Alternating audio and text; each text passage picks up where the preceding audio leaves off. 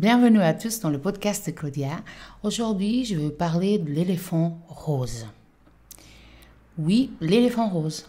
Je voulais vous demander de ne pas imaginer, de ne pas penser à un éléphant rose. S'il vous plaît, je viens de vous demander, ne pensez pas à un éléphant rose. Je vais encore vous redemander, ne pensez pas, n'imaginez pas un éléphant rose.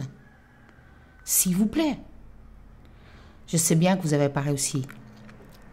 Vous n'avez pas réussi à contrôler votre pensée, à pas imaginer un éléphant rose. Et c'est complètement normal. Chaque fois qu'on veut vraiment supprimer la pensée, ça ne fonctionne pas.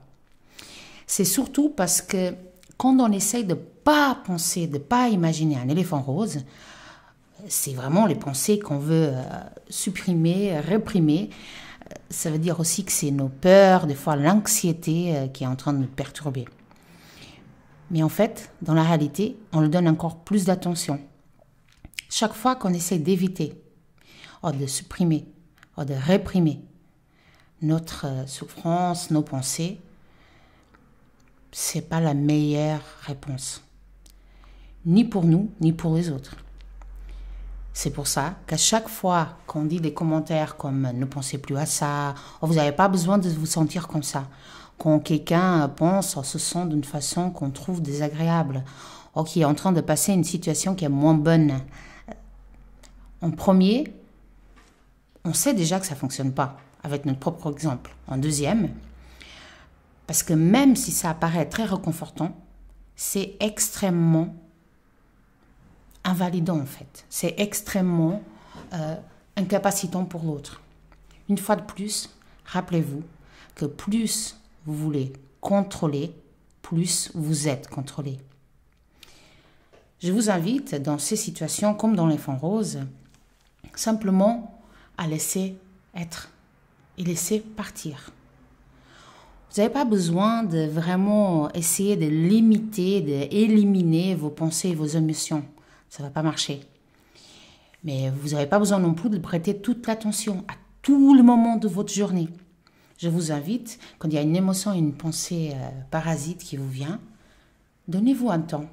Arrêtez-vous, respirez, laissez venir, accueillir cette émotion, cette pensée, et laissez-vous traverser. Je sais bien qu'au début, vous allez me dire, mais Claudia, ça a l'air si simple quand on parle, mais dans la réalité, ça nous prend partout. Oui, c'est aussi vrai. Alors testez déjà. Faites une fois. La première fois, peut-être, ça ne sera pas si facile, c'est évident. La deuxième fois, la troisième, la quatrième, si vous regardez la bienveillance envers vous et vous donnez du temps et de l'espace à vos émotions, à vos pensées, vous permettez aussi que votre cerveau y comprenne et qu'il puisse aussi se poser la question si c'est encore important, s'il a encore besoin de cette émotion, s'il a encore besoin de ces pensées. Rappelez-vous, cette voix dans votre tête, c'est la vôtre. Et l'éléphant rose, c'est vous qui avez choisi de prêter l'attention. Alors, rappelez-vous que c'est dans vos mains et qu'on doit donner le temps et l'espace à chacun de nos émotions, à chacun de nos pensées. Derrière un pensée parasite, souvent il y a des peurs, des questions qui peuvent être vues sur cet angle-là. Je n'ai pas dit de rester toute une journée en donnant toute l'attention, toute votre attention à cette pensée, à cette émotion. Ce n'est pas non plus la solution. C'est vraiment décider que ça peut vous traverser.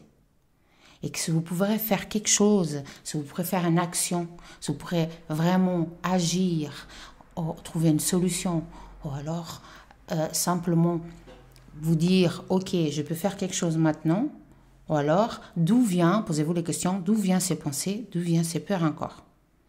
Plus vous avez les connaissances de vous, plus vous êtes responsable et aussi moins vous subissez. J'espère que ça vous apportera encore plus de connaissances sur ce sujet. J'espère que vous choisissez en toute conscience vos éléphants roses de votre vie et je vous invite bien sûr à garder une attitude positive, créative et créatrice. C'est vraiment dans vos mains. Et je vous invite, bien sûr, si vous voulez découvrir plus tout ce monde, tout ce qu'on fait, d'aller nous visiter sur le site ou de voir même les autres vidéos qu'on a sur la chaîne YouTube. Je vous dis À bientôt pour un autre podcast.